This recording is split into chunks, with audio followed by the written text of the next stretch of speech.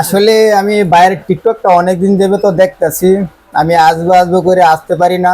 তো আসসালামু আলাইকুম সম্মানিত কাস্টমার, যারা দূর দূরান্ত থেকে আমার ভিডিওগুলো দেখেন। আজকে আমি আরো একটা ফোন বিক্রি করলাম আমার সম্মানিত ভাইয়ের নাম আমি জানবো। তো হচ্ছে শুরু করি। ভাইয়ের নাম কি? মোহাম্মদ নবীর হোসেন, নবীর ভাই, আপনি কোথা থেকে আসছেন? নারায়ণগঞ্জ সোনারগাঁও থানা। নারায়ণগঞ্জ সোনারগাঁও থানা। আচ্ছা, আপনি একটু যদি আপনার এক্সপিরিয়েন্স শেয়ার করেন। আসলে আমি বাইরের টিকটকটা অনেকদিন যাবে তো দেখতেছি। আমি আসবো আসবো করে আসতে পারি না।